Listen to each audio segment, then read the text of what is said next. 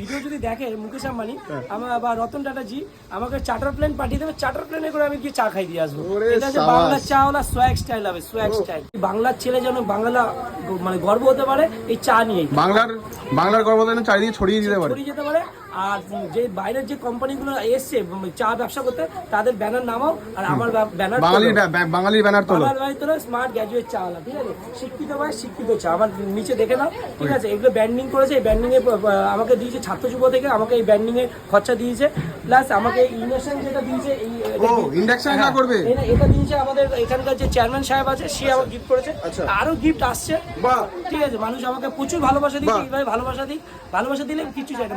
মানুষকে পাশে যদি থাকে, মানুষ থাকলে পাশে থাকলে কি করতে পারা যায়। অবশ্যই এই ফুড ব্লগার যে কত মানুষের পেটে রুটি রোজগার না, আমরা তো আমার সবার পেটে লাথি মারি দাদা। আজ কোনো কন্ট্রোভার্সি না, আজ কোনো বিবাদ নেই, কারণ নববর্ষ সবাইকে আমার শুভ নববর্ষ। আমার কাছে আসুন,